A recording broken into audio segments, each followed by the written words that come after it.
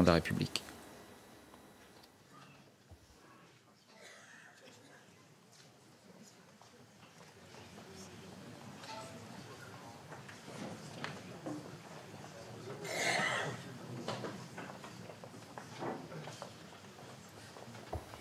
Salut les premiers rangs, disons le président de la République.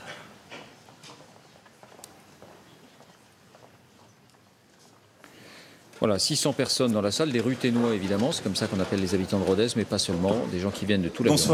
Bonsoir messieurs, dames. Je voulais, avant qu'on commence, prendre la parole juste pour vous dire quelques mots. D'abord, vous présenter mes excuses, parce que la semaine dernière, ce débat était initialement programmé, et le matin même, le président Jacques Chirac nous quittait. Et j'ai évidemment dû, à ce moment-là, prendre la décision de reporter notre échange. Et donc je voulais vraiment m'en excuser auprès de vous toutes et tous. Certains s'étaient inscrits, certains, je le sais, avaient commencé à venir. Nous en avons parlé avec les organisateurs et je crois que c'était la décision qu'il convenait de prendre. J'espère que vous l'avez toutes et tous compris, mais je tenais en tout cas à vous présenter mes excuses pour ce report. Et aujourd'hui, j'arrive devant vous avec quelques retards, parce qu'évidemment, ce midi, s'est passé dans notre pays, à Paris, un véritable drame. Et je voulais m'excuser de cela, de ce retard, mais partager aussi avec vous ce qui s'est passé. Ce midi, en effet, un individu qui travaillait à la préfecture de police de Paris a tué 4 de ses collègues. Il a ensuite été abattu par un jeune fonctionnaire de police. Je ne sais pas en dire plus aujourd'hui, et l'enquête commence.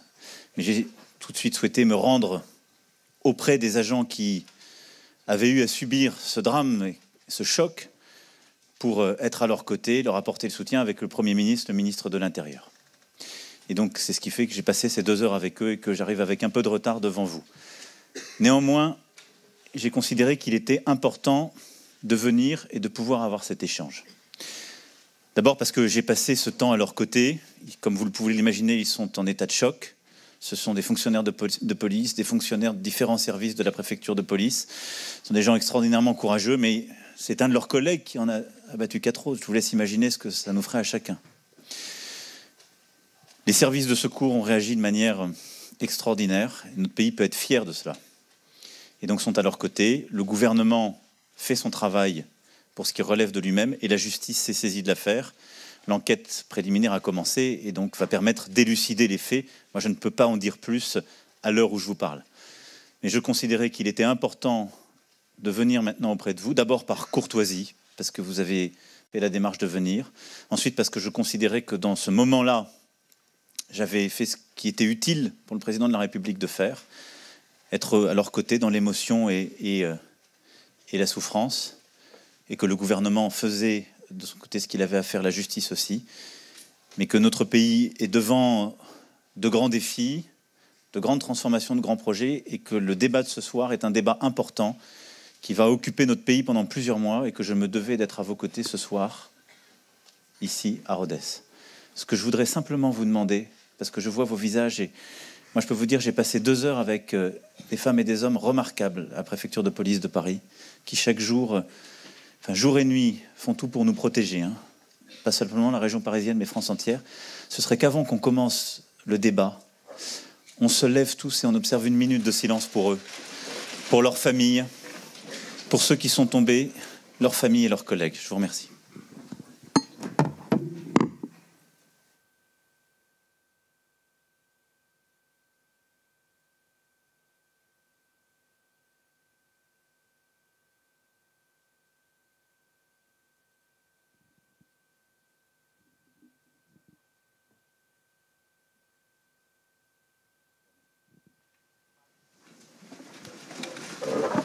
Merci à vous, merci au débat et je tiens à vous remercier le groupe La Dépêche d'avoir organisé tout cela. Merci.